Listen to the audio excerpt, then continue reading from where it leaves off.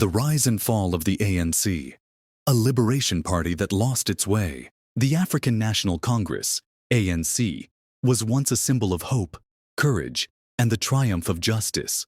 Born in the fires of oppression, the ANC stood as a beacon for millions of black South Africans during the darkest days of apartheid.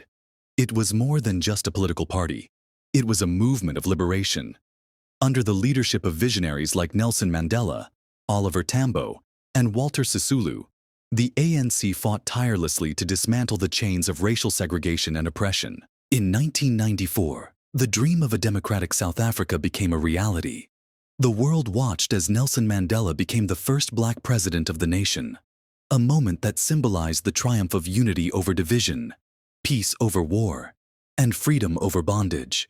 For many, the ANC was a hero, a savior, and a symbol of what was possible when people came together for a just cause. But today, that same ANC stands accused of betrayal. A party that once gave everything to free South Africa from apartheid now seems to have abandoned its people. What went wrong? Why has the ANC fallen so far from the heights of its glory? The glory days of the ANC. The ANC's victory in 1994 was not just a political victory. It was a moral one. It marked the end of centuries of colonialism and decades of apartheid. It gave black South Africans the right to vote, to own land, and to walk with pride in their own country. The leaders of the ANC were extraordinary. Nelson Mandela spent 27 years in prison for the freedom of his people. His sacrifice, and that of many others, inspired the nation to believe in the possibility of a better future. These leaders were not motivated by greed or power. They were motivated by love for their country and their people. Their mission was clear: to liberate South Africa from the brutal oppression of the white minority government. And they succeeded. Without plunging the country into civil war, they negotiated a peaceful transition to democracy. It was a miracle. But here's the truth. The ANC was never prepared to tackle the deeper problems of poverty, inequality, and corruption. Its mission was to end apartheid, and it accomplished that. But once the shackles of apartheid were broken, the real work began. And this is where the ANC began to fail. 30 years of democracy. What has changed? It has been more than 30 years since South Africa became a democracy. Yet, for millions of black South Africans, very little has changed. The poverty and inequality that existed under apartheid still exist today. In the townships and rural areas, people are still living in shacks without running water or electricity. Children are going to schools with no proper classrooms, no textbooks, and no future. Unemployment is sky high, especially among the youth. South Africa's economy is still dominated by the same white minority that controlled it during apartheid. And now, foreign nationals have entered the picture, further complicating the situation.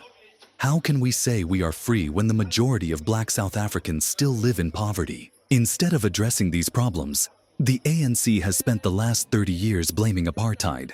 Yes, apartheid caused immense damage, but how long can we keep using it as an excuse?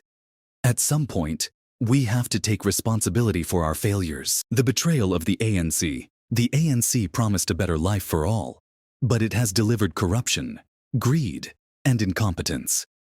Leaders who once sacrificed everything for their people are now accused of stealing from the very same people they fought to liberate. State-owned enterprises like Eskom, Transnet, and SAA have been destroyed by corruption.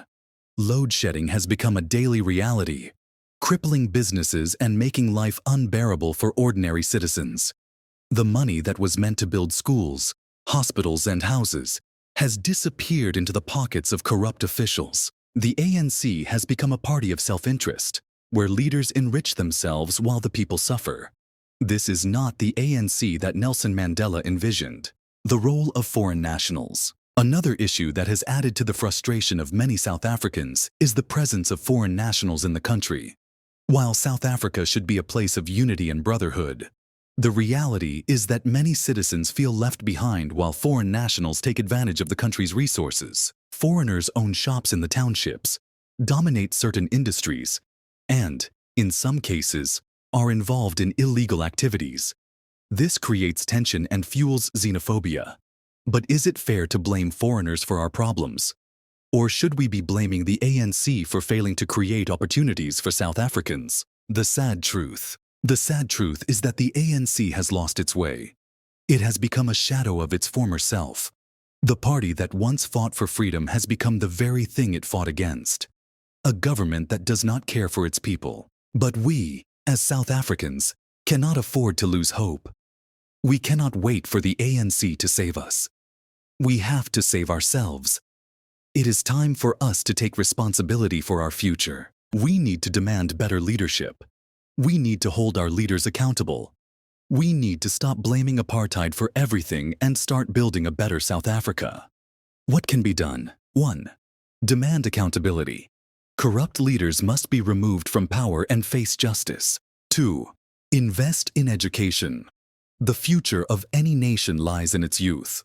We need to fix our education system and give every child the chance to succeed. 3. Support local businesses. Instead of blaming foreigners, we should be empowering South African entrepreneurs to grow and create jobs. 4. Unite as a nation. The divisions among us are holding us back. We need to work together as South Africans to build the country we want to see. Conclusion. The ANC was once a great liberation party, but it has fallen. It is up to us, the people of South Africa, to rise. The legacy of Nelson Mandela, Walter Sisulu, and all the other heroes of the liberation struggle is in our hands. We cannot let their sacrifices go to waste. We cannot allow South Africa to become a failed state. It is time for a new generation of leaders to step forward. It is time for the people of South Africa to take their destiny into their own hands. The sad truth is that the ANC has betrayed us, but the hope lies in us. Together, we can build a better future.